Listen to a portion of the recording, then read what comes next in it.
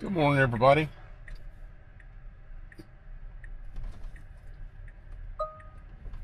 A few errands this morning. Tractor Supply, Ace Hardware,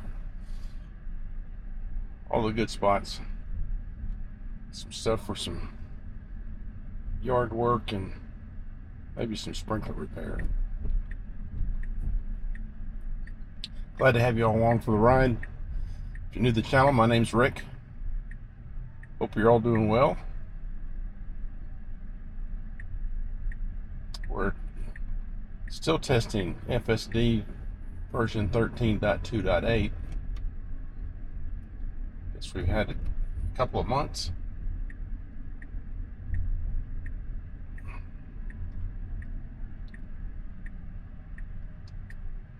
We had a minor update yesterday or day before. It did change the FSD number, but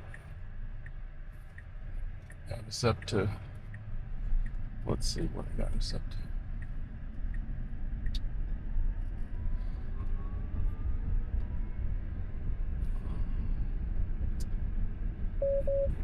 I know, I'm paying attention.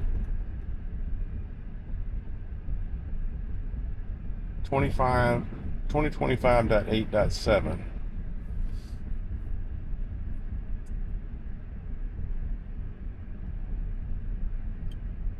And we became an early adopter or early tester on Monday.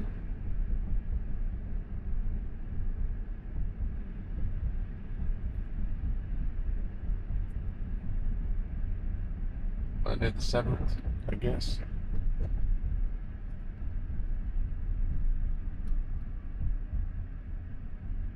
FSD slowing down for pedestrians.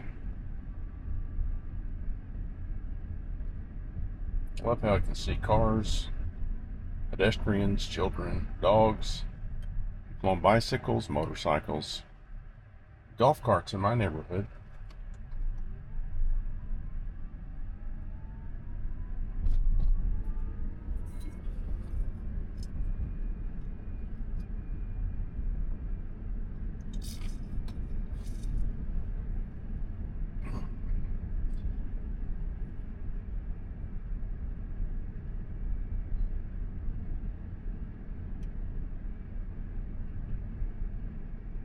I guess we're in the afternoon by 4 minutes. 77 degrees.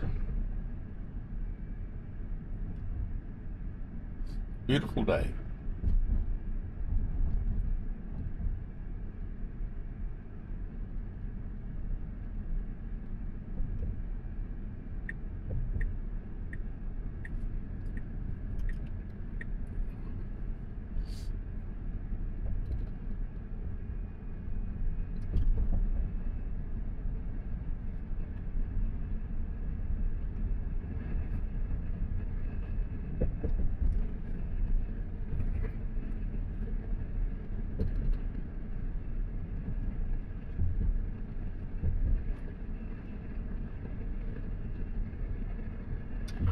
What the heck? The spot on my glasses are on my eyeball.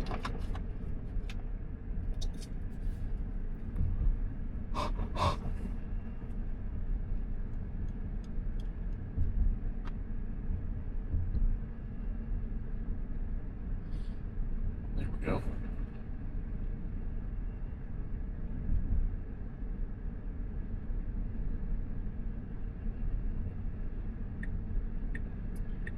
Going to Tractor Supply to look for a gorilla cart.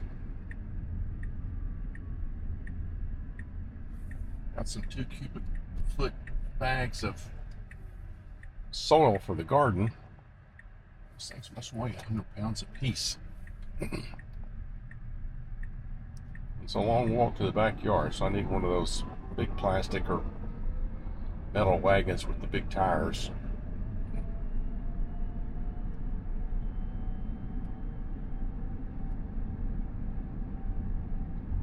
Between Tractor Supply and Ace Hardware should have some good options.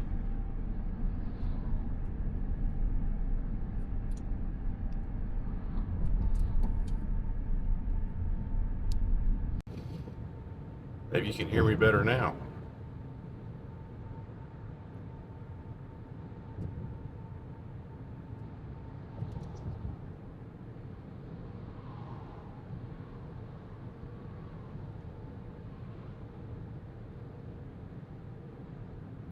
We're on the outer loop. It goes around actually not the north side of Salina.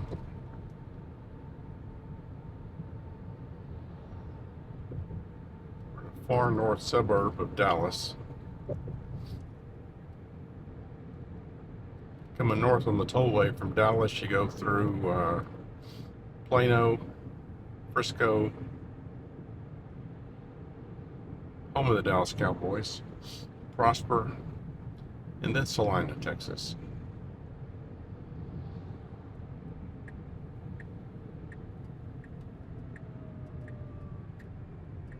You need to pull in right here. Good job, FSD. So much new construction going on out here. Roads, neighborhoods, dump trucks, concrete trucks everywhere.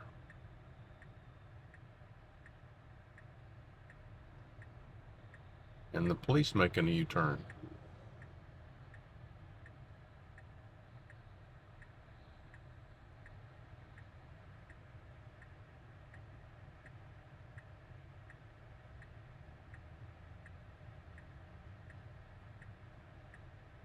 Dump truck inching forward, FSD inching forward. Very human-like.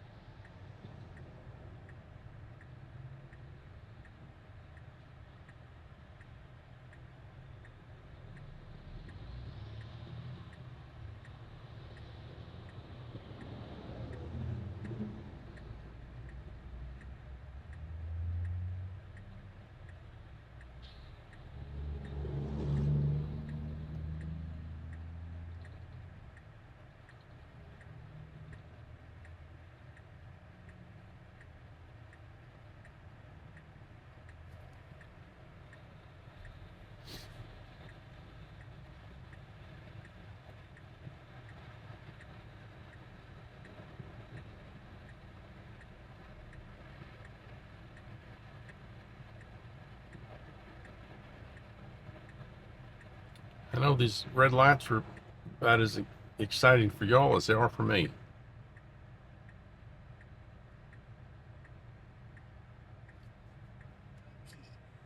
What's wrong with that picture? Kevin, Jamie Dimon, the head of the largest bank, U.S. bank, J.P. Morgan, he's been very vocal about how he feels about this. Sat down for an interview on Fox Business. He suggested that there could be a recession. His company is forecasting such. But that was before the pause was announced, of course. He said this is audio only. And what he says, the business community, the CEOs are looking for from this administration that would inject confidence back into the conversation. Listen. Obviously, pro-growth is good, pro-business is good, pro-DREG is good. I think the best thing to do is to allow the Secretary of Treasury and the folks working with him in the administration to finish as quick as possible the agreements that they need to make with around tariffs and with their trading partners.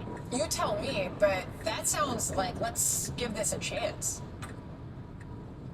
Yeah, of course, but I have a lot of respect for Jamie Dimon. He runs and operates the most successful bank in the world, and he's a very good operator. People know that by the numbers. In fact, his earnings are spectacular. So, obviously, this is good advice. But in terms of predicting recessions, I've been listening to recession predictions for now almost 4 years, right through the pandemic.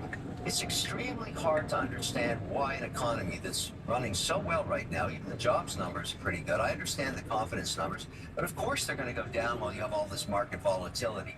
But, I've seen corrections in market my whole investing life, 20%, 25% corrections. And for almost 200 years, the market has always come back. You never discount, you never put out of play the American economy. And so if you told me I have to bet on the Chinese economy with all of my investments under Xi, or the American economy, under the rule of democratic law and a constantly changing government, I'll pick option 2 because it's for 200 years, it's been where everybody, more than half the world's capital is invested. And I think we're going through a rough patch, and I get it, including with our trading partners, Canada, Mexico, Europe, Switzerland, England, all that. It's going to get worked out because it's economic interest for everybody to work it out. China is a different story.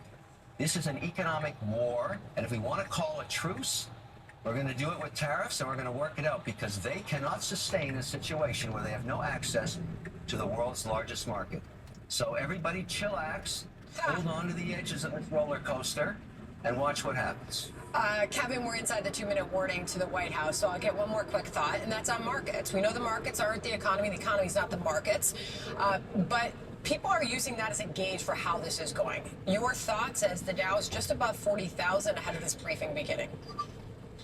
Irrelevant. What the market does every day, trading every hour, the VIX, the measure of volatility is through the roof. I saw it was 50 the other day. I mean, that's huge. And so, but that's not, it has nothing to do with the trade negotiations. It's just people saying, oh my goodness, it's not going well today, no, it's going better tomorrow. Oh, well, you wouldn't suggest the bond market has nothing to do with it. I mean, even the president suggested that factor. The bond market has volatility too.